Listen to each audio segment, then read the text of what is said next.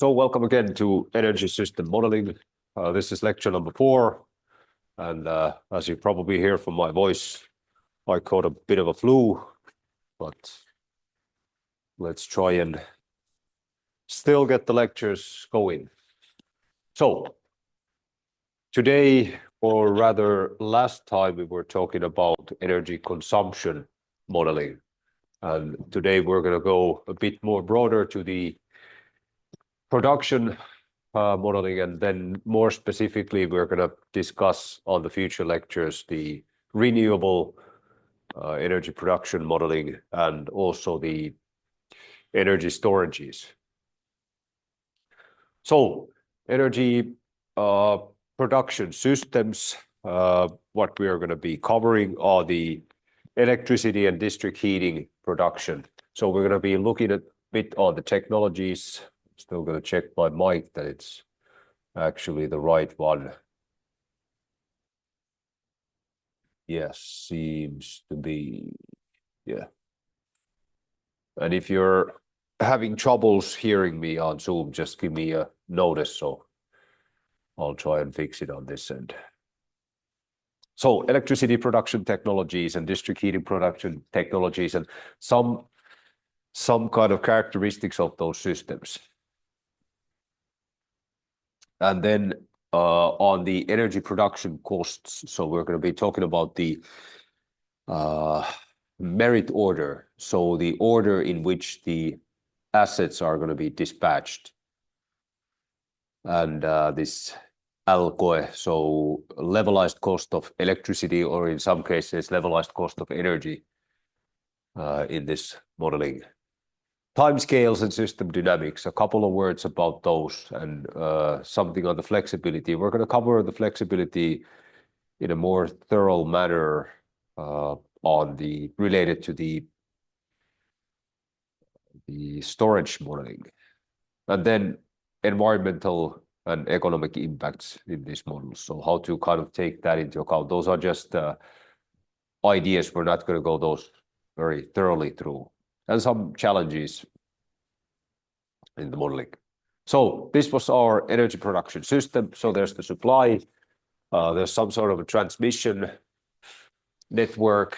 You have to first convert the energy into the proper form that you can transfer it, you can store it, and then there's the consumption or the demand. And these were the primary energy sources. There's the conversion, transportation, distribution, and final energy consumption. So last time we were looking about the energy consumption, and now we're going to be looking a bit more thoroughly on this energy source, or rather the energy source and conversion. So electricity systems focus on generating the electrical power to meet the demand, and the time scale in that system, the resolution is really high. So you're dealing in second scale resolution. And in the heating systems, it's about providing thermal energy for residential, commercial, or industrial use. So we have to separate, as you have seen in the FinGrid pages, you separate between industrial and residential or the district heating systems. And then there's, of course, the combined systems. So they were previously the link between the electricity and district heating systems. But now through this sectoral integration, there is a bit more interaction between the systems.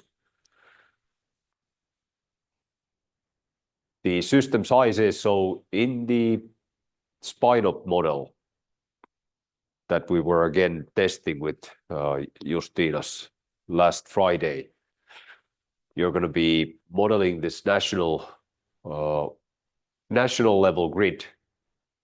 And basically what I'm going to show you in Excel today, and what we're going to be going through in the calculation exercises tomorrow on Friday, it's a similar thing.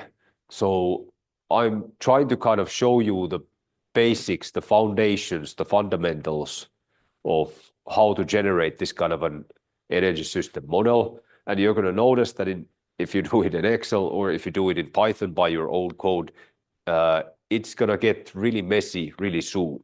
So that's why it's better to use those dedicated programs. But rather than just focusing on them, I want you to kind of, from the grassroots level, to understand how the model is built. So that's why we are looking at these Excels and our own codes. So that's going to be the spine-opt exercise work.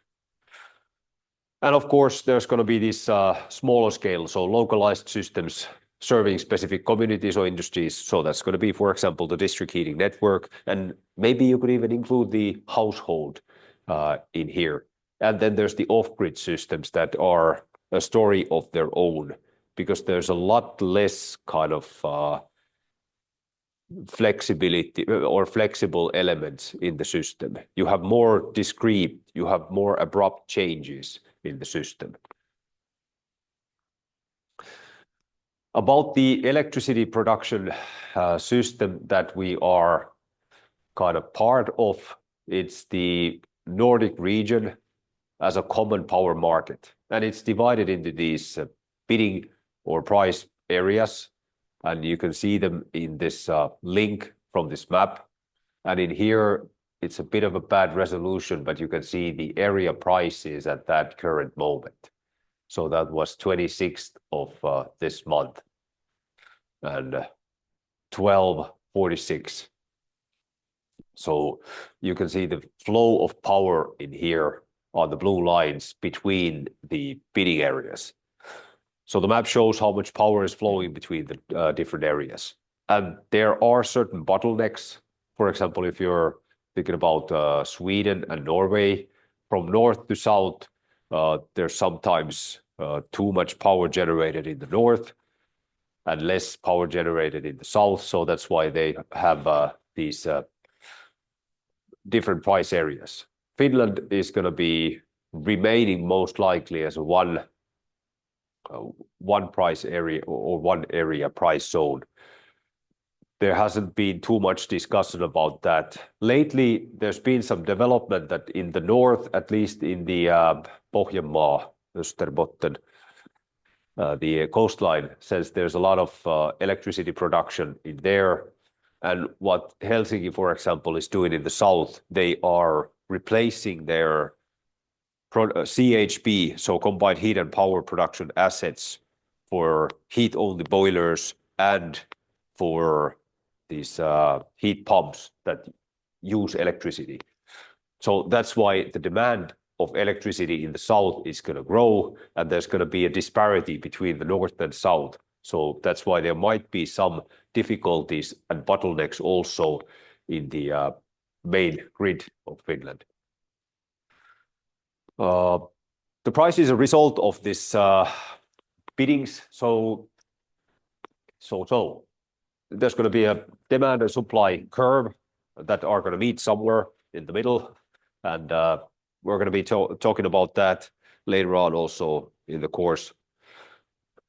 But that is related to the merit order. So how kind of cheap or expensive it is to produce kind of one more unit of electricity. And yeah, that's something that I kind of mentioned also in there. That's the situation in the Nordic countries plus these Baltic countries. So aggregated electricity production in Norway, Sweden, Finland, Denmark, Estonia, Lithuania, and Latvia. So you can see it from this control room in here. So where's the electricity flowing? So that's the imports and exports. So for example, at the moment, Finland is importing 800 megawatts worth of electricity. And in here, you can see the aggregated power of all of these Nordic countries and the countries, for example, in isolation. For example, in here in Latvia, you can see that they are kind of, it's a lot smaller electricity system. So that's why there are these kind of abrupt changes, discrete changes that you can see in the curve. But if you're looking at the total what's noticeable is that we have crazy amount of hydropower, and that's because of Norway and Sweden. Of course, Finland has some, but we have nowhere near the level what Norway has. For example, if I look Norway now, there's going to be only thermal power is 0.6%. So they have just hydropower, and then they have some wind power. But Norway especially is the kind of guy you want to have on your neighbor if you don't have your own electricity storage systems. So that's a characteristic of this Nordic energy system. We have a high amount of electricity storage capability due to Norway and Sweden. So related to these district heating systems, it's a much more localized system, and it is connected in a way to the electricity business via the CHP plants, so combined heat and power. So the CHP plant mainly has to be dispatched based on the district heating consumption, but also if there's a good price on the electricity and you have a low price on your fuel, then why not use it and ditch the excess heat, for example, in Näsijärvi, in Tampere, what they have been doing in the beginning of this millennium. But the network structure is in a way that you have the production plants, and they are run based on this temperature curve. So whenever you have smaller ambient temperature, then you're going to increase the output temperature of the district heating plant provided hot water. And then it's distributed via the network, and there are some pumping stations, and there has to be some minimum pressure difference in the system that it runs through. And then you nowadays have these thermal energy storages. So they have been building a lot of these in Finland, and the biggest is going to be, is it Kuusiniemi or Kuusikorpi? Now I forget the name, but it's going to be under this Kehä 3, so the highway in Helsinki. So that's going to be some 90 gigawatt hours of district heating storage. So that's a crazy amount. So electricity production technologies in Finland, we have these water power plants. If I don't recall wrong, 2/3 were approximately, so it's a little over 3,000 megawatts, and 2/3 of it is something that you can control or adjust. So if you want to regulate the flow, then you can do that. But there isn't a big reservoir, so it's called this kind of a pondage. So there is a small amount of reservoir, but it's nowhere near what, for example, Norway has. So two types of water power.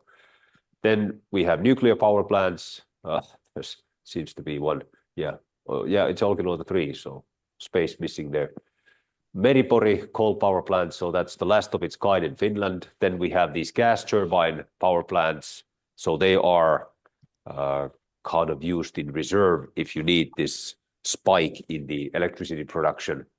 Then we have wind farms, a lot of them, and that's been the strongest growing electricity form in Finland.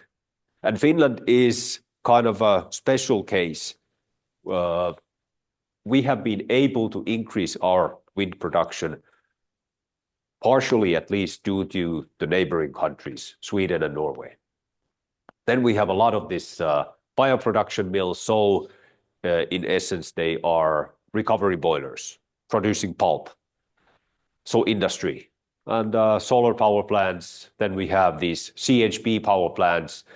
I don't think there's going to be too many of these anymore. So these large biomass utilizing circulating fluidized bed boilers that produce electricity and heating.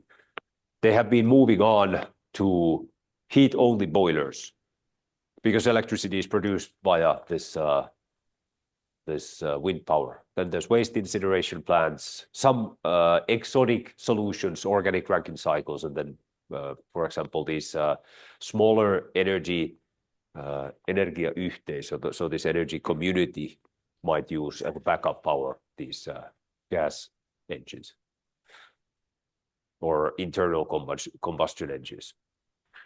So we have dispatchable sources and we have non-dispatchable sources. So the definition is that you have power sources that can be controlled or adjusted to meet the energy demand at any given moment. So you can control it. They, of course, have certain ramping rates, and that's one modeling parameter that you have to take into account if you want to make really specific models. So how fast can a biomass plant turn its power upwards or turn it downwards? Coal, natural gas, nuclear, hydroelectric plants, which are not this run-of-river type, can be categorized as dispatchable sources. Then there are these non-dispatchable sources, so power sources that cannot be turned on or off to meet fluctuating electricity demand. They are often intermittent, and I seem to have some misplaced notion in here. So examples, solar and wind energy. I'm going to take that off now, so I don't forget it. So it was in here.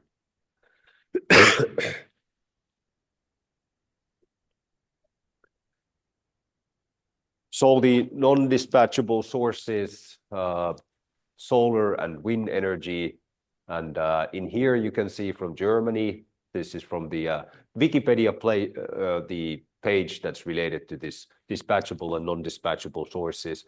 But in Germany, you can see that there's been a growth of this renewables, so solar and wind especially, and this gray one in here is the conventional power. And conventional power is used as dispatchable energy source to meet the demand, and the kind of renewable energy, it just produces what it produces because it's so damn cheap as operating costs.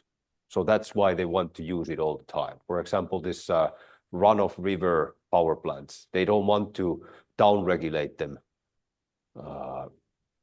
Usually, there is some cases where you have to do that, but usually it's so cheap that you just let it run and let it produce, because that keeps the prices low.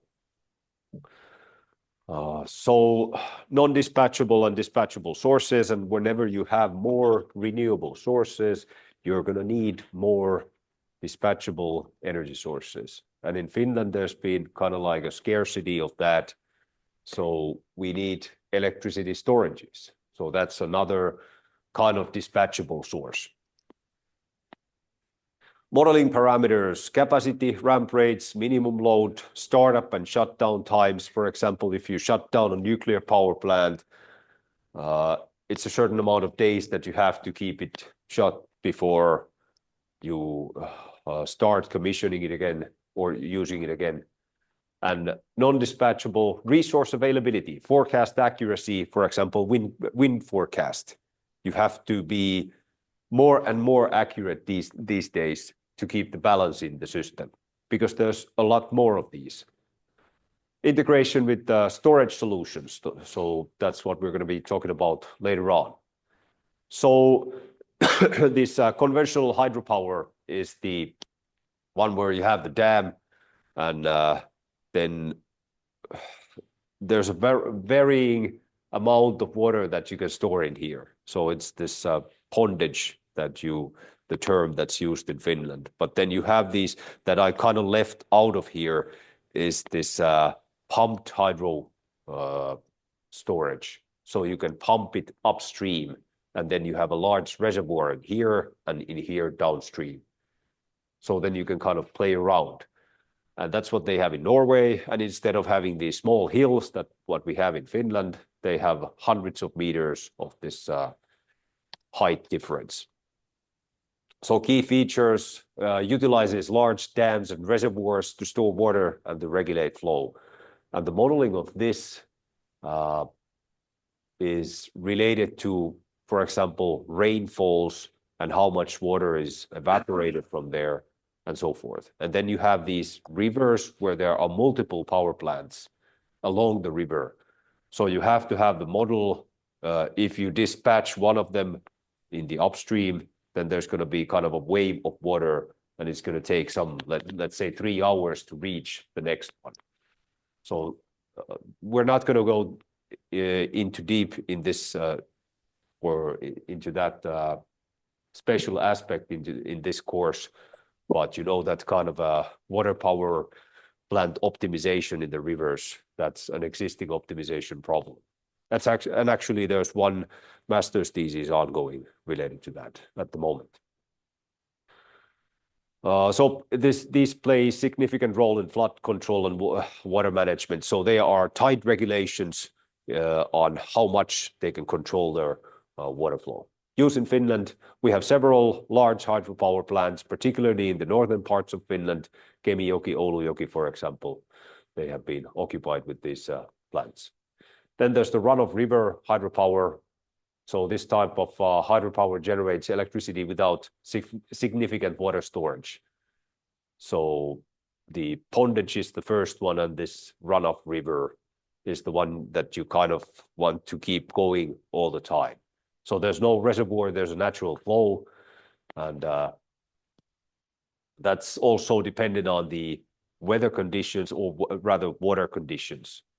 So key features, no large reservoirs, output varies based on the river flow.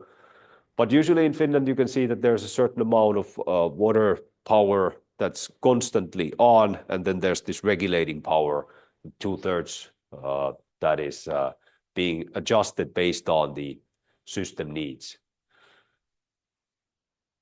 So using in Finland, many smaller rivers across Finland have these runoff river hydropower plants and used to supplement the larger plants. So if I'm going to show you from Fingrid power system state site. So again, in here you can see import, import, import, and export. And let's take a month worth of time, so we'll see how the hydropower kind of fluctuates. And in your modeling case, when you're doing, I'm going to click off these all other sources, so you'll be seeing the water power. And let's take the production and the consumption and the price. So you see there's a certain baseline in here. Maybe that 1/3, as I mentioned, and 2/3 is going to be the one that's going up and down based on the need of the electricity system. So that's a really good thing in Finland that we have that, but there's not a lot of room to kind of increase that. So a lot of the places in Finland that kind of have the possibility of building this hydropower plants, they have already been utilized. There's one certain tunturi, so this small hill or mountain, that they are planning to build this pumped hydro storage, but that's not going to be too large. I think it was some 200-meter drop. So in that sense, it is in Finland's, I think it's going to be less than 10 gigawatt hours of electricity. So we'll see how that goes. And it's 1 billion euros approximately that they have estimated that it costs. I don't recall the name of the place now. I'll say it if it pops into my head. So district heating production technologies. And by the way, when you're trying to model this water power, I was about to say this related to the project work or the exercise work with SpineOpt, what you're going to be doing is you're going to extract the amount of produced hydropower from that year, and you're going to be using that in your model. But I could do it in a way that I would say that I have this amount of water power that is constantly on, and then there's a certain amount of, so that would be the kind of non-dispatchable. That's so cheap that you run it either way. And then there's the dispatchable amount, so 2/3 of this. So that would be a way to do it. And you give it a really small price. District heating production technologies, there's the picture about the district heating generations. So it's been on since the 1900s or the 19th century rather. So 1880, I think that was it in Canada or United States where they started it. In Finland, it really took off in the 50s after this Olympic Village test. And now we're at the point where we have seasonal heat storages. They exist, and in Finland, there's been a lot of building projects. And as you can see from here, it's kind of like this, man, I'm forgetting about these place names. They are building in the, is it Hyvinkää in the southern Finland, where they are building this large thermal energy storage that's just kind of like a pit in the ground. So there's a lot of gravel in there. They excavate a certain amount of that and elevate the sides. So it's just a flat surface where you have some sort of, it's not plastic, but just something that holds the water in and makes a certain amount of insulation in there. Then you put a crazy amount of water in there and you surface it with a cap that's going to be around 0.5 meter of insulation. So there you have a huge amount of water that you can heat up to 80 degrees. And that's a seasonal storage or even over the winter. But yeah, more on that on the energy storage lecture. Large-scale solar, biomass conversion, geothermal, and then there's going to be this two-way district heating, so the producers can also produce district heating to the network. Photovoltaics, wave, wind surplus is going to go to the system, and then you have this dispatchable CHP biomass, like Naistenlahti 3 in Tampere. Heat storages versus centralized district heating cooling plants, they are going to be running together. And of course, the cold storages as well. Industry surplus, so from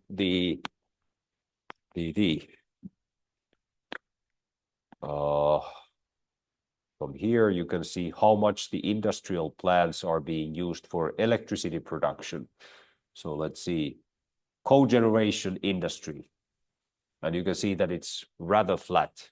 Then there's cogeneration district heating. So that's what kind of fluctuates. So they can be used also to balance out the electricity network. But yeah, we are moving more towards this sectoral integration, tighter sectoral integration. So you have more heat pumps, you have more electric boilers. So in the electric boilers are kind of systems that they are using to convert excess electricity to heat. So that's in essence the sectoral integration. So it makes the system more flexible. If you have more wind power that fluctuates, you have to have some flexibility in your electric system or in the other systems that can utilize the surplus. And operation is typically based on electricity prices, and they are used especially for this decarbonization purposes. It's a simple technology, and the Norwegian company Parat is providing Finland with a crazy amount of those. I found a number from the internet last year that there would have been some 300 megawatts already about those boilers in Finland. But now that I think about it, it must have been 10 too much. So before last year, it was maybe 300 megawatts. And now you can see it reaches up to maybe 600. So there you can see Vaskiluoto power plant electric boiler. So I think it's some 6 meters tall system. And there are these electrodes that heat up the water. and it's really fast. It goes from 0 to 100 in a matter of seconds rather than minutes. And they are usually, this Parat company offers, the range is like 40 to 60 megawatts. So there are these electrode boilers and these resistance boilers that are using, they are much smaller, but these are the ones that the industry usually uses nowadays. And you can see how they are run. Whenever there's a low amount of, or the electricity price is low, then you turn these or crank those up, because it's much cheaper to produce district heating in the winter if there's a lot of wind power and the electricity price is low. So sectoral integration, really good devices. And they are kind of excluded. I don't think this source mentioned them. This was 2014. So there has been a really high level of increase in those electric boilers in the past couple of years. That's been mainly due to the development in the electricity market based on the increase of wind power. So then the energy production costs. What do we need to know about them? You have a production plant, there's going to be investment, and in the first lecture I gave you the amount, or rather the kind of categorization for the capex. So then you have a certain amount of investment, like €4, and you have a lifetime of 6 years, and then you try to cover the €4 in 4 years.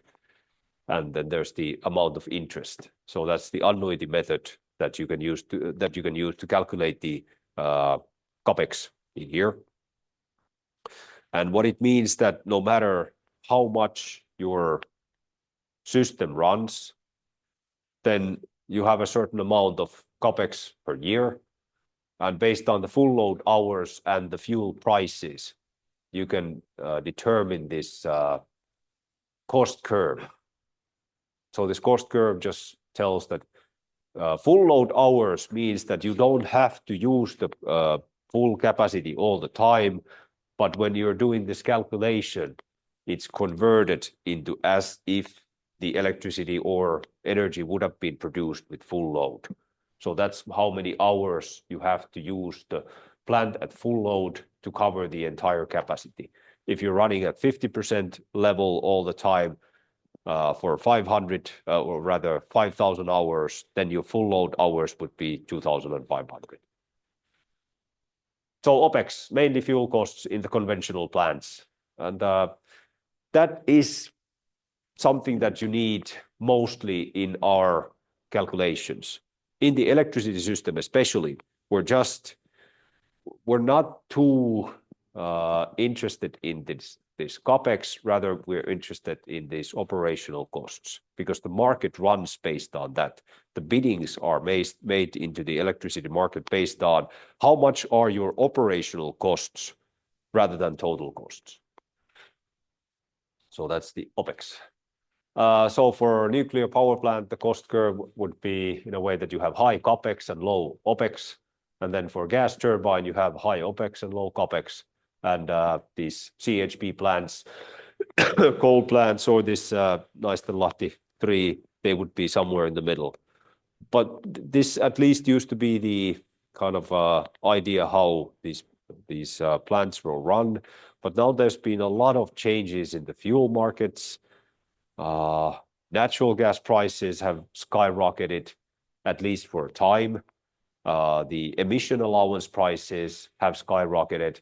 They have been in 1 year, it kind of jumped from being 20 to being 100. So that was a huge increase. And now it kind of directs the usage of these renewable plants. So this is a kind of old-fashioned way of thinking, but it still applies in many cases.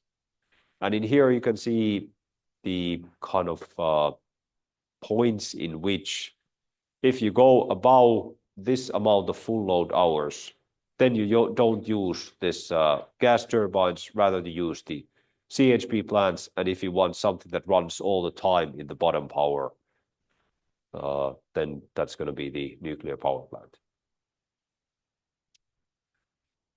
So you have this cost curve and load duration curve. So method to compare the cost effectiveness of different power generation technologies. Identifies the most economical technology for different levels of utilization. And technologies with lower fixed cost dominate low capacity factors and vice versa, as you saw in the figure. So these so-called screening curves that you see in here, they help to determine the most economical generation for example, if you have this amount of power to be used or consumed. So this is the consumption load duration curve, and you have the cost curves in here. Then you can kind of see at which point they cross over. So that would be the gas turbines. This would be the kind of intermediate load in between CHP plants, and this would be the nuclear power plants. And in here, you can see another example. I don't know if this was from Germany, from Europe, somewhere screening. You can see the price curves, nuclear, coal and natural gas. And in this case, there's not a lot of difference with the coal and natural gas initial price. But still, you see 2,500 hours, it's cheaper to run this natural gas. AFC, annual fixed costs. So that's not the total amount of the CapEx. Then you have the load duration curve, and you can see at which point they cross over. So that's the optimal capacity mix. And then you can go into the price duration curve. So how much electricity price is at certain amount of hours, so full load hours, for example, how much do they occur in the curve, and what's kind of like the price mix. And in here, you can see the merit order curve. That's something that we're going to kind of form rather soon in this Excel. And you can find the cost information on some electricity generation sources from multiple generation types from multiple sources. And in here, you can see CapEx, and you can see fuel price. You can see operation and maintenance. You can see about the emissions. In here, it's rather large. So that was maybe 2023 or 22 already. Then there's startup costs. So this goes into more detailed modeling. Since there are startup costs, there's actually this price curve doesn't tell the exact truth, even though you weren't taking into account price fluctuation on it. So if your price fluctuates for the fuel, then of course it's not going to be a straight line. It's going to be this bendy and wavy line. But if you account for the impact of the startups on total annual costs, now you can see that if you don't start and stop your plant at any point, it's going to be the same as the original fixed cost. And if you just run it through with one startup, it's going to be the same in here in the full load hours. But something happens between here in the middle. There's going to be this kind of a bulge. And that means if you have these intermittent load hours, it means that you have to, usually shut down and drive the plant up, and that costs money. So if you operate in these intermediate load hours, there might be actually an effect that it increases this cost curve quite significantly based on what kind of a plant do you have. Open cycle gas turbine, there is not, let's see, natural gas, there shouldn't be too much startup cost for the system. But for coal plants, there's more. And nuclear power plants in here, you can see that if you want to use like this low load hours, it's going to cost you. So the best way to run a nuclear power plant, it is at its nominal power, and you just run it through the year. And there are a certain amount of time, then you have these maintenance cycles in it. So that's why the nuclear curve is like that. So that's something that you want to take into consideration if you want to make these more accurate modelings. So the merit order principle essentially ranks the power plant in order of increasing marginal cost of generation. So the cost to produce one additional unit of electricity. And this was something that I had kind of a hard time understanding when I was studying. So power plants with the lowest marginal cost are dispatched first, followed by those one with the higher costs. It's the key to ensuring that electricity generation is as cost effective as possible. So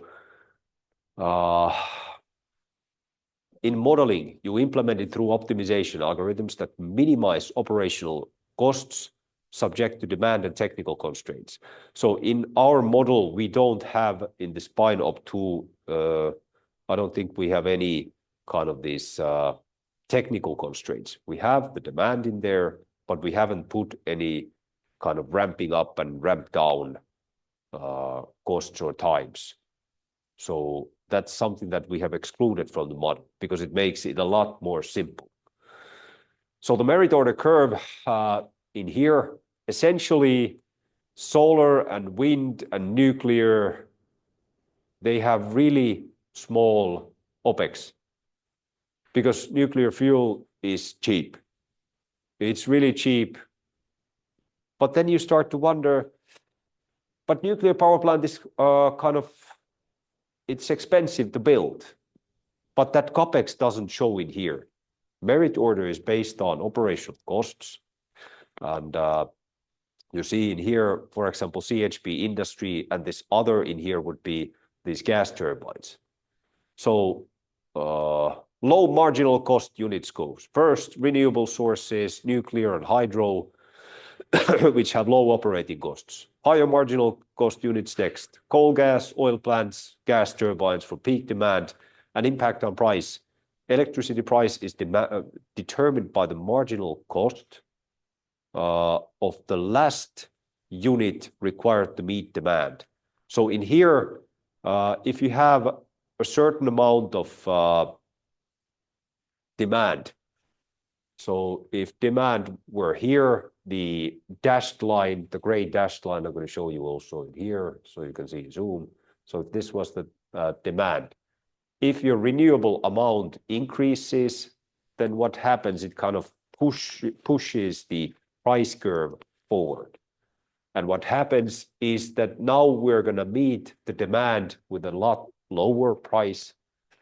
And what's that going to do to solar, wind, nuclear, and all the other plants that are being commissioned or dispatched and being run?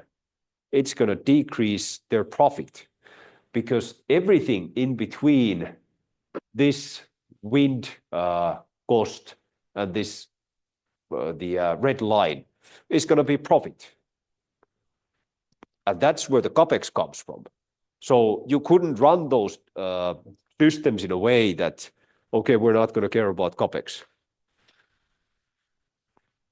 But CapEx comes from these values in between here. So what happens if there's going to be a lot of more renewable power? It's going to decrease everybody's profit. So dispatch order is going to be based on marginal costs. Principle of merit order ensures that power plants are dispatched in ascending order of marginal costs. So the cheapest plants go first. And here you have a really crude estimation of this price order curve. From the previous figure, you saw that there was much more kind of or less abrupt changes. In here, I've said that there's a certain amount of nuclear power, wind power, runoff, river, and so forth, pondage, and they have near zero generation costs. So what happens, and we have really inflexible demand.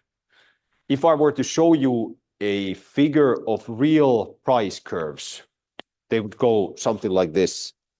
Especially nowadays, we have much more demand flexibility because the industrial power or the industrial plants rather that consume electricity, they have noticed that they can offer to the market this demand flexibility, and it actually affects the price quite a lot in Finland nowadays. It didn't used to. We had a really inflexible demand, but nowadays it goes more on a curve. So what happens to the profits?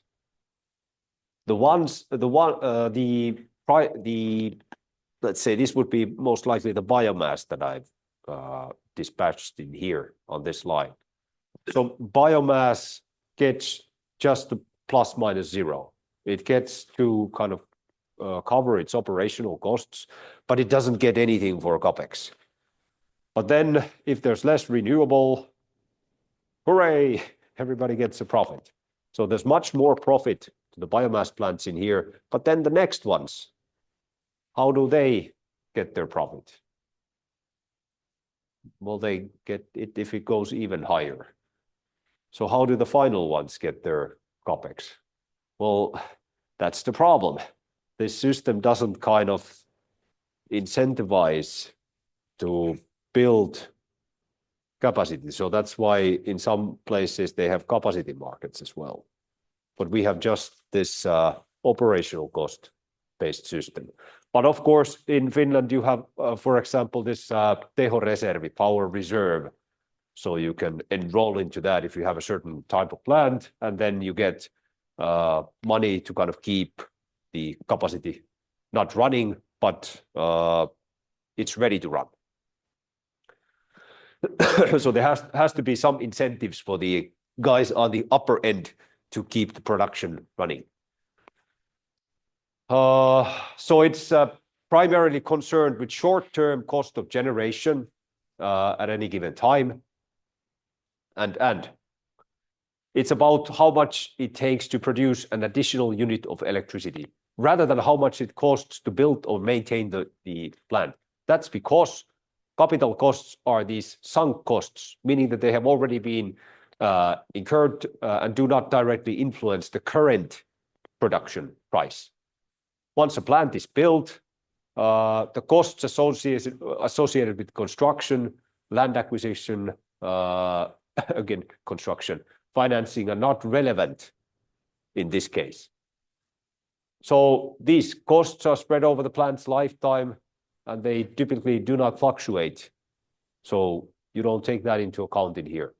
So the operating costs are one that you are interested in. And that's in the first lecture we went through, to some extent at least, what this includes. Mostly the fuel.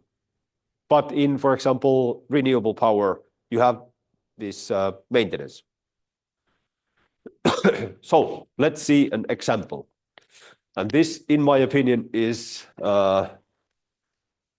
the most complicated level that you should go in Excel.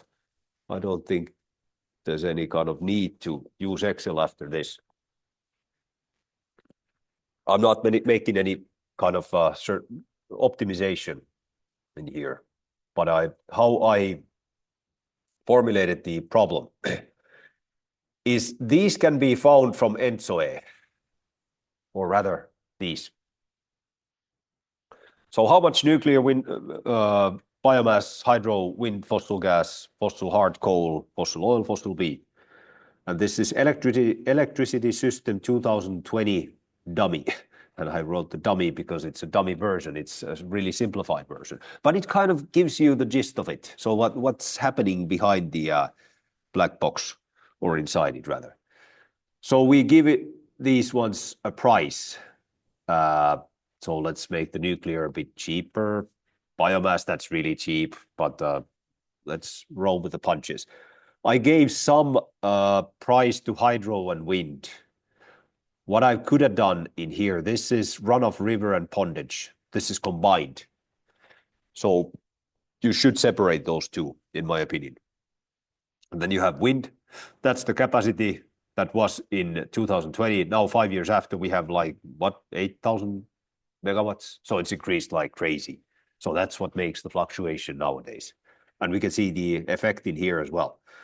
Fossil gas, fossil hard coal, that's been going downwards. We have been shutting down our CHP plants that can produce electricity because there's no incentive for upkeeping the capacity. Fossil oil, fossil peat, and then I took one electricity line in here, but we can increase the amount if we want. This price is just here for the show. So prices, then we have efficiencies, then we have CO2 price, which was 25 back in 2020. Now it's closer to 80 or 90. It went up to 100 already in between here. So CO2 intensity in here. So how many tons of megawatt hours are being produced? And then you can calculate the total price. And what I do based on that, oh yeah, and I have the production from that year. You know where to find these now. You can find it from Ensoe, you can find it from Fingrid, and many other, or not many other places, but some other places as well. But take the national kind of sites, or prefer those ones. So I have wind production over the year in here from Ensoe, and then I can calculate the wind capacity factor. And that is calculated based on this one divided with this one. But now you say, Mr. Teacher, how about if the wind capacity changes during the year as it actually does? Well, that's something you can also find from Fingrid. So instead of having one single number in here, you could have wind capacity for each hour. Yeah, hydro capacity factor, same thing. I'm taking the hydro production amount and then dividing it with fossil hard coal. Okay, let's put this one into hydro into here. So now our capacity factors drastically change. Yeah,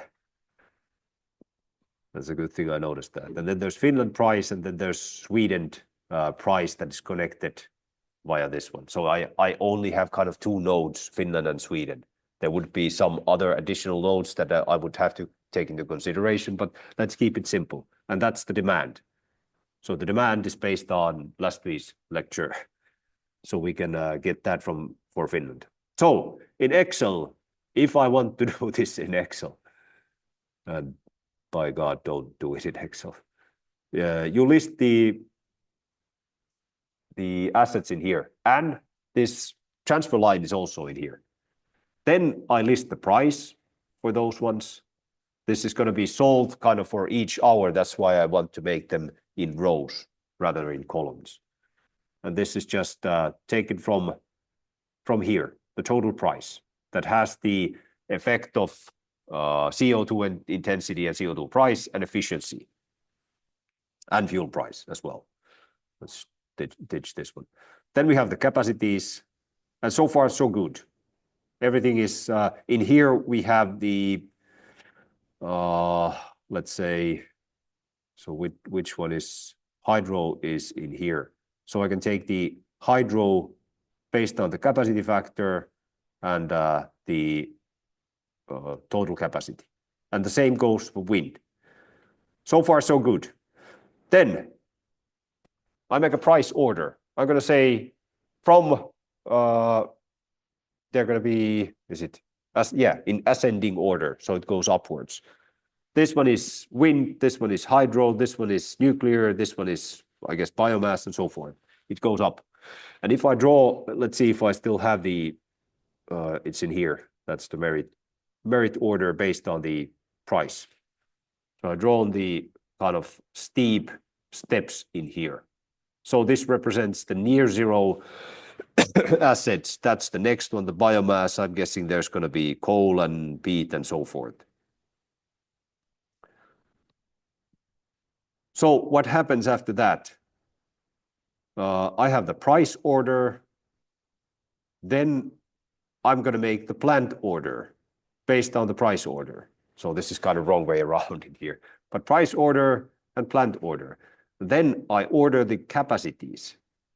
So the capacity is based on the price now in here. So I just put it in the same order as the prices. Prices are in ascending order, and plant order and capacity order is based on that price. So far, so good. Why does this keep popping up? Yeah. Then we have cumulative capacity. So I start calculating if I take this one, plus this one, plus this one, and so forth. So cumulative capacity just gives me how much capacity is being activated if I take the next power plants and the next ones and so forth. So when there's the demand in here, 9,200, I'm just going to see the index that at which point is it going to meet it.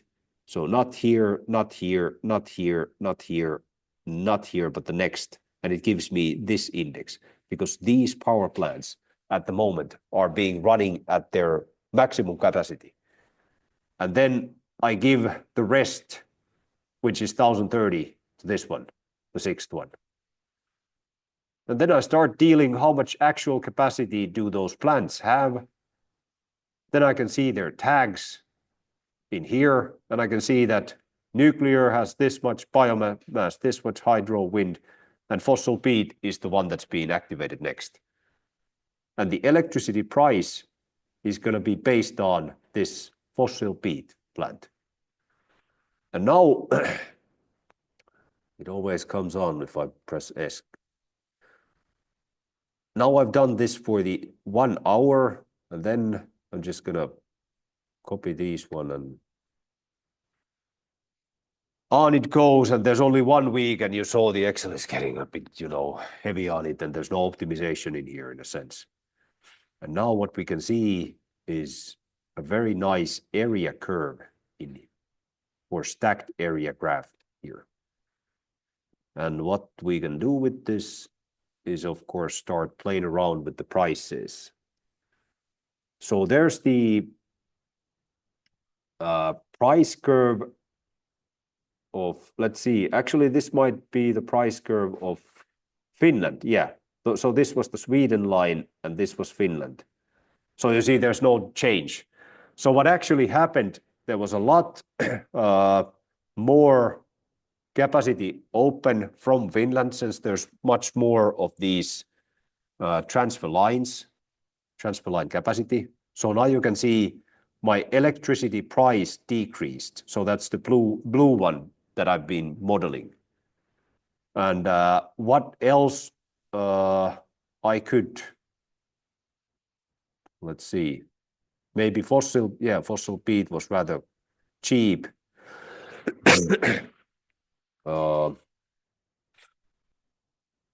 What else I could do in here? Fossil gas, if I change that, you'll see there's no change. So fossil gas wasn't activated at any point. If I decrease biomass, it decreases prices in here.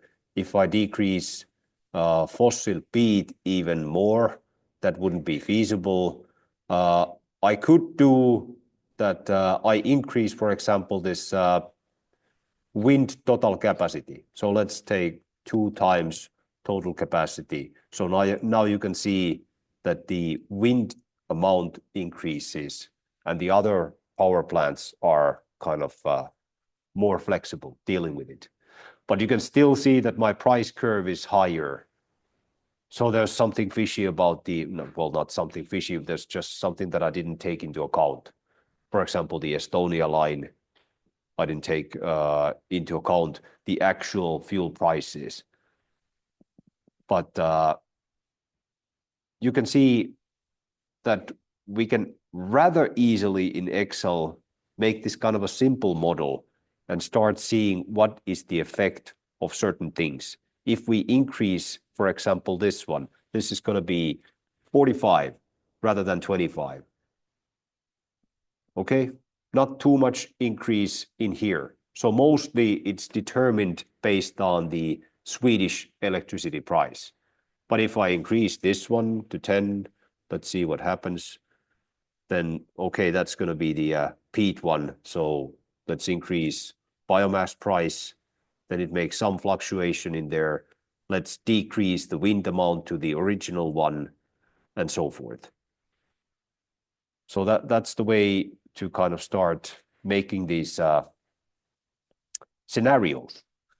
And of course, we have 1,600 in here, more plus 1,600.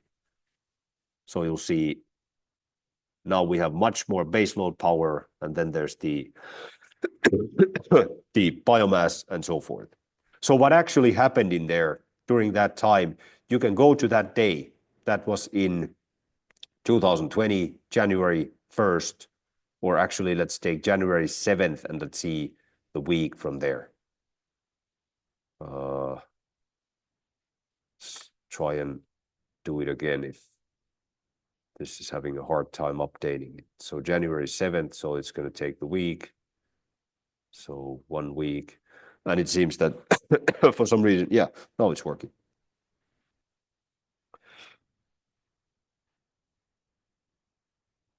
Takes a little while to load it.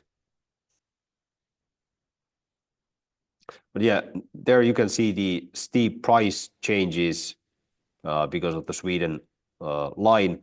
But we were mostly relying on export. Yeah, pretty much all the time. Export, export, export. And that was mostly determining our price at that time. So this was cheaper, this was cheaper, this was cheaper, this was cheaper, and this was cheaper. So we would have to decrease all of these prices in a way that they were below actually this one. So then we would get the exact same price as in here. But yeah, we'll try to make that in the exercises in a way that you'll see kind of what's happening within the black box. But it's going to be much more complicated than that when you have more nodes, you have more areas that can interact with your system. And of course, the power plants, all of them are not having this biomass plant. So I gave it kind of an aggregated fixed price. So of course, it's going to be this kind of a curved line. So not every biomass plant has the same price. So where on earth are you going to get all the prices for that? That's the problem. That's the how deep you want to dig. Yeah, something about this levelized cost of electricity. And actually, before that, we have. Well, yeah. Let's go on and let's see if I can still show you if we have time to go through the Python model of this district heating system. District heating systems are much easier since the kind of connection to outside world is the electrical price. And the thing is that in those dynamic models, where you would take into consideration the price formation, if you make some changes in your Finland's power plant, it's going to change the actual price curves, and because of that, it's going to change what's happening in Sweden and what's happening in Estonia. So you would have to also take into consideration those areas as well. So it's not that straightforward that you are kind of isolated and the information from outside nodes just comes as given. You are affecting those ones as well. But in district heating system, that's more centralized or localized, so the effect is not that high. So levelized cost of electricity is something that you want to know, or energy in some cases. So total lifetime costs divided with total lifetime energy output. So you have a certain amount of components in here: capital expenditure, operational expenditure, fuel costs, maintenance, and decommissioning even in there. Decommissioning of nuclear power plants is, by the way, a really hard task. So is that always taken into account in there?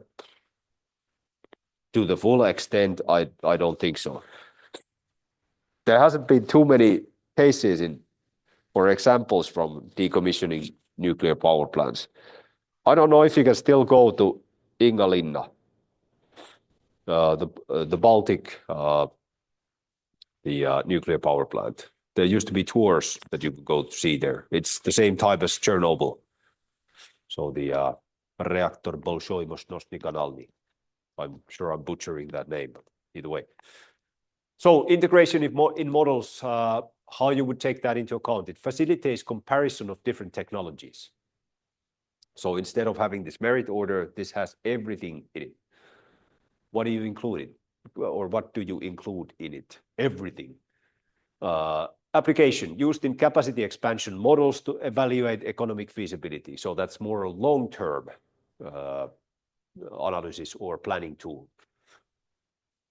You have to make sensitivity analysis. Interest rates change. Fuel price change a lot, for example, with natural gas. Technological advancements. Wind power, OPEX or CAPEX, they have both been going downwards, at least CAPEX.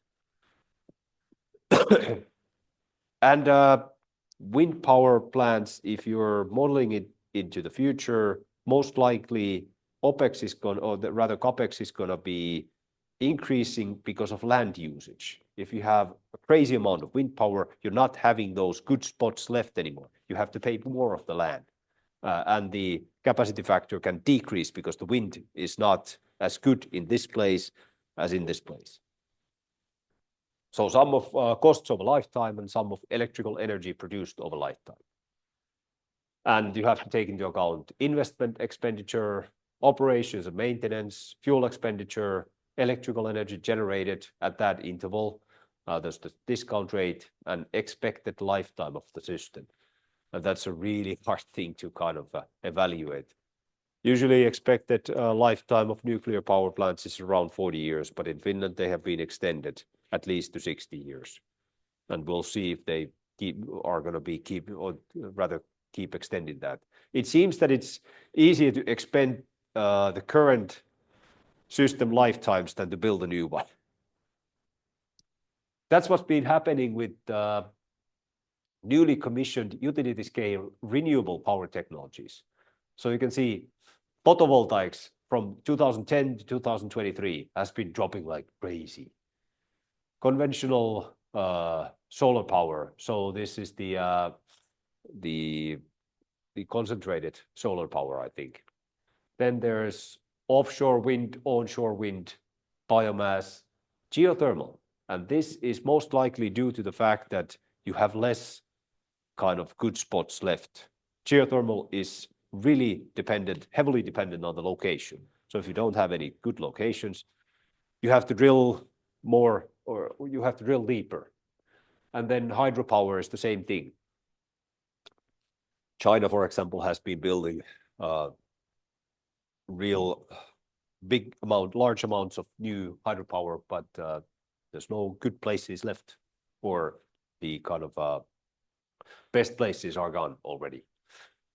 So how do you take that into consideration? You have some historical projections, and if you're making modeling to 2050, you're going to have to take into account that this levelized cost of electricity changes or energy changes, and then you have to go into deeper, what actually changes in there?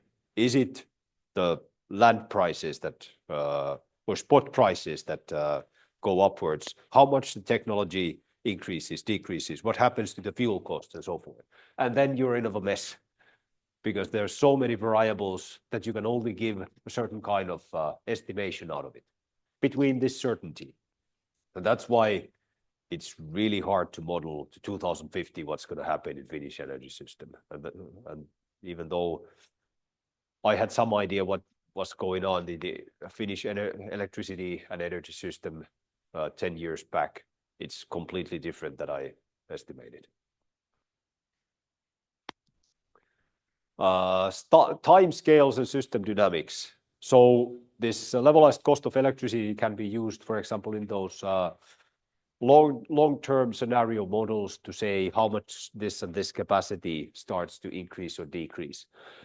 To back that up, what you need, of course, is what happens in the markets.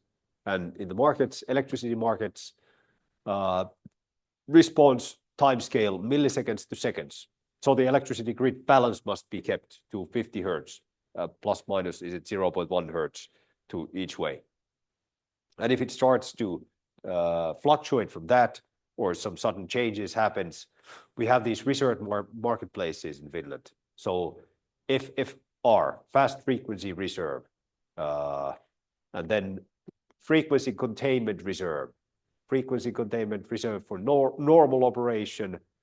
And certain of these marketplaces have this up and down regulation. So, for example, the battery power plants or battery energy storage systems, this is where they make their money, in the reserve markets. They don't make their money in the spot markets because they don't have a lot of capacity, but they have the ability to move in seconds. So disturbances like power surges or load changes require immediate action, and that's why they have to be kind of distributed all around the country. Grid frequency stability, so 50 hertz in Europe, and I think it's 60 hertz in United States, I guess. It's relying on these fast reacting systems, gas turbines, batteries, demand response mechanisms. So you have to kind of enroll into these, and you have to have certain amount of capabilities in terms of how fast you can ramp your production rate upwards or downwards. So that's not something that everybody can attend to. And there's a gap in how much this FinGrid requires these assets. So that was the electric system kind of scale and dynamics. What we are doing is we are modeling it on hourly basis. So you understand that we are kind of excluding all of those reserve market effects. So you have maybe spot market, and maybe you could take into account the LBAS market, the intraday market, but those reserve markets are something that we're going to not go into too much detail, at least in the modeling phase. So what we're operating is the spot hourly scale, maybe 15-minute scale, because the electrical system is starting to operate on this 50-minute intervals. In district heating response, or the system rather, the time scale, it's much slower. And the reason, or kind of the big difference in there is the rate of like the transfer, how fast you can transfer heat versus how fast you can transfer electricity. In electrical grid, it's almost instantaneous, and there's really low amount of these losses. If you have hundreds of megawatts in the transfer lines, maybe you have 1 or 2% loss. But in the district heating network, if now Hervanta power plants, or the district heating plants starts up and starts pushing, there's a ramp up, and it takes time. Then it starts producing the district heat to the water network system, and then the water starts running down the hill all the way up to centrum of Tampere. If there would be some spike in there, it takes a matter of hours. So it's really kind of slow in its turns compared to the electrical network. So in that sense, you are modeling this only kind of, there's going to be a certain energy balance in there. But the thing is, if you want to go into deeper details, you have to take into account the kind of thermohydraulic modeling. So if you start producing something in here, it's going to affect to the other end only after hours. And there are certain district heating networks that are really kind of elongated. And that's why you have to do this more detailed modeling, thermohydraulic modeling. This is what's the word or the name of the course?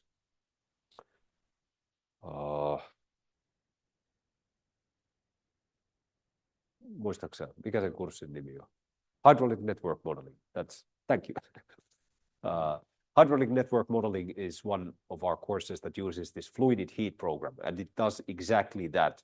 So it's not just kind of taking into account energy balances. We are doing it on that level in this course, taking into account only energy balances. But the thermal inertia and the inertia in that power movement through the grid, that's really important if you're placing one plant to the other edge and you're trying to kind of get the heat toward the outer rim on the other side. So in some senses, this is a really good thing for the modeler, but in some sense, you have to be aware where are you putting your assets in the network. Off-grid system, that's by the way what the Juhani Kotilainen, who is doing his PhD work now, is trying to determine and model. Off-grid systems, they have time scale depends on what kind of a system it is. Is it off-grid?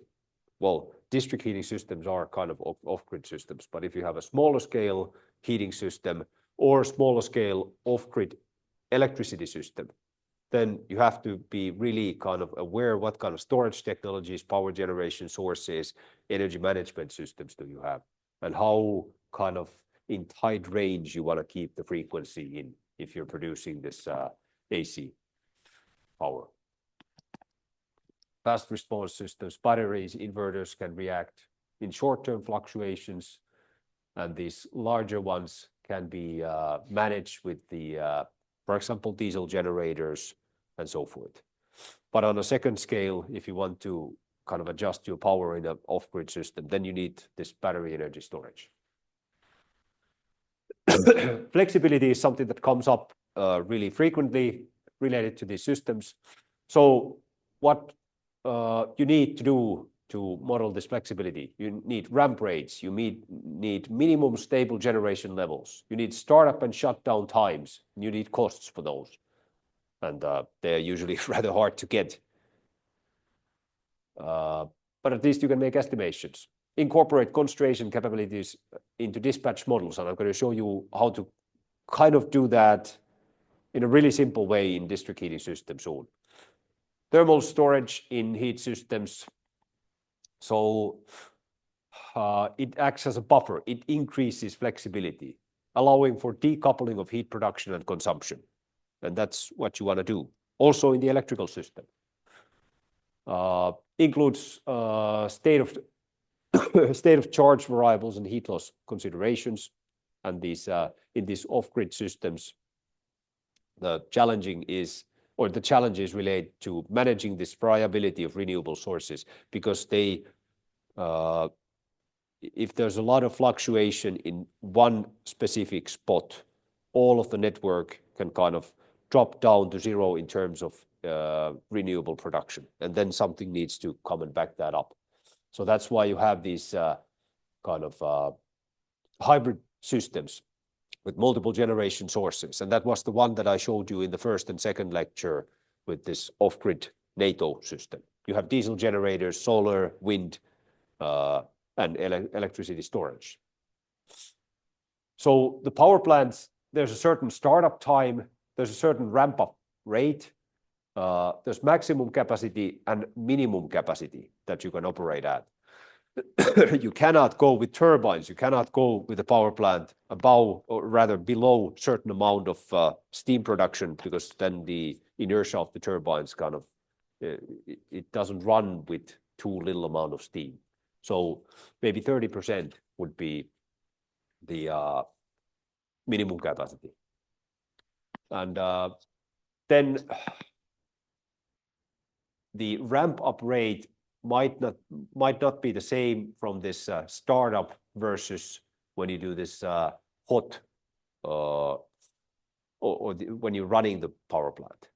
And then there's the minimum downtime. If you shut it down, then you keep it down for a certain amount of times. And was it for because of the xenon poisoning? I think it was something like 3 days that you have to keep a nuclear plant shut down. If you shut down the reactor, then the xenon has to be kind of destroyed from the reactor before you start it up. That was one of the reasons why Chernobyl blew up. they couldn't rise the power because it was xenon poisoned, and then they were taking out the control rods like crazy and nothing was happening and so forth. So flexibility, you want to increase it. You want shorter startup times and lower startup costs. You want lower minimum load and improved partial load efficiency. You want higher ramp rate, and you want shorter minimum uptime and runtime. So how do you get this? You get this through better control systems. So that's where the automation comes in. And especially for these thermal power plants, there's been a lot of advancement in the control systems. And in other countries, I've heard many tales that there is still manual operated electrical or the district heating power plants. So there's a guy just turning the valve. So that's the level of control. So you can improve from that. Then that makes the power plant more flexible. This is just a rough estimation to give you ideas. The sources were a bit sketchy. But nuclear power plants may be somewhere around 20 megawatts per minute. And nowadays it's been actually used to control the electricity level in Finland, or the electricity production in Finland. They didn't used to do that. But there's a crazy amount of cheap electricity. So it kind of forces the nuclear power plants, oh, okay, we'll run it a bit lower, our power. Open cycle gas turbines, this is really fast combined cycle gas turbines, what we have in Tampere. The other one is not that used in Naistelahti nowadays, but Epilä power plant is in use. Coal-fired power plants usually rather slow, and what they do for wind power plants, they have the ability to kind of control the blade pitch and also so to curtail the power.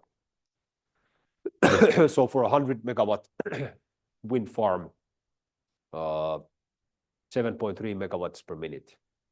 So actually they are also trying to generate or study how to use this ability to make the ramp up and ramp down in the electrical system control as well. What else? Emissions modeling. So what I did in my model there, I included the CO2 allowance price. So you can switch that on and off, or make a time series for it. So cost versus emissions, and that is where money talks. So everything when you want to optimize, you want to buy it into euros or dollars. So that's what makes it easier. You want to use this environmental and economics impacts in model when you're trying to simulate like policy impacts, policy scenarios, subsidies for renewable energy. But that's usually not too detailed level modeling. In the detailed level modeling, we can see how much the CO2 price affects to our system. In here, you can see a lot of these indicators that you can include or calculate for the models. Primary energy consumption, raw material usage, NOx and SOx emissions, reduced CO2 emissions. And that's usually something that you're trying to see, and so forth.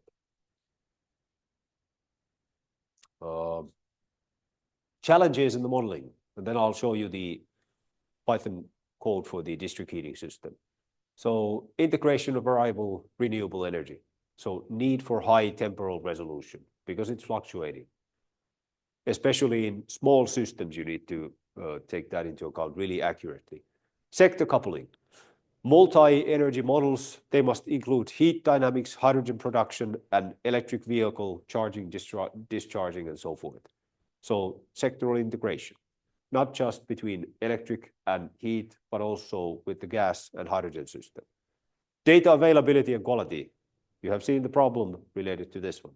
Different resolutions, missing data, different platforms, not accessible data, just graphical data. So incorporating stochastic methods and probabilistic data to account for uncertainties. Computational complexity. You can't deal with Excel, or just with, you can't get by with just Excel. You have to learn either be really proficient in coding or use these ready-made systems. Scenario-based modeling and robust optimization to handle diverse futures. So it's related to this uncertainty in long-term scenarios and representation of this energy storage.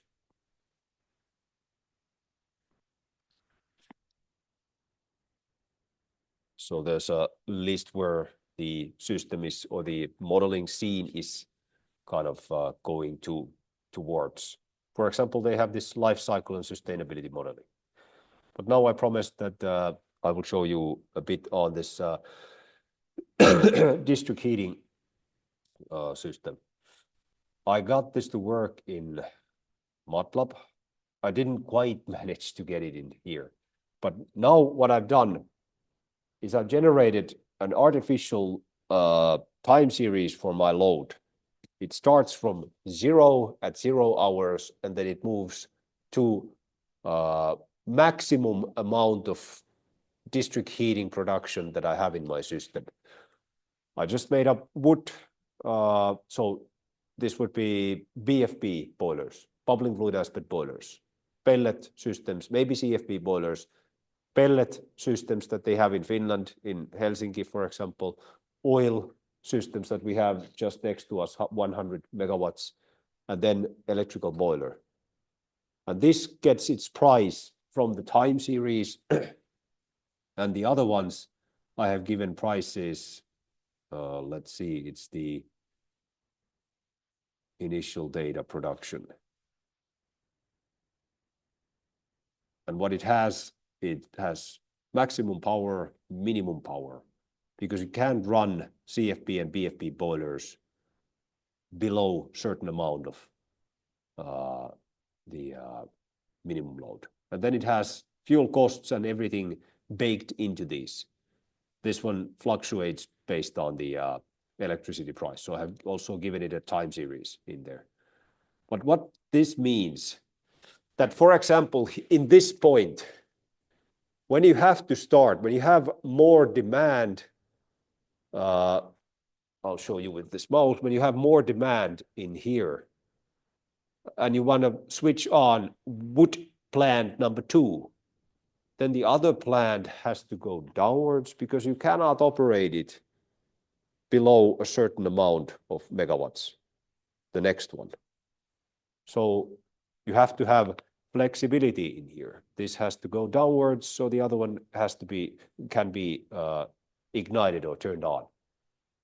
And so forth, it goes up till here. These 3 upper ones don't have minimum powers. So that's kind of like a dummy, a really simplistic way of taking that into account. And what I failed to get right in here, this one operates at its minimum load, yeah, but it exceeds our capacity requirement. It should have switched to one of these, the cheapest one of these ones, to run this one. But it's below my kind of capacity in the system. So let's see, I have it in this copy file like this. So now if I run it,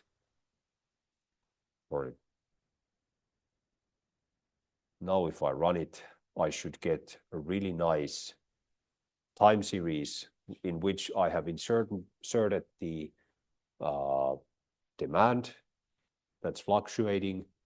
And now if we start seeing from here, you can see that if my power demand goes up in here, and actually in here you can see the situation in which when this blue wood one doesn't cover the entire load, then it has to ramp down just a bit for the other next cheapest plant to be activated. And then you have electrical boiler usage in here, since it's the next cheapest one. So in here, there's also this kind of a merit order. But this is the most simplistic kind of modeling case that I could make up to take into account this minimum and maximum load, only using this district heating system. And then you have the electric boiler in here that can kind of cover the peak loads whenever it's cheap. But otherwise, when electricity price goes up, then in here, its usage, it's excluded. So you use, for example, this oil because it's cheaper. So in there, there's also this merit order, but that's not all of the story.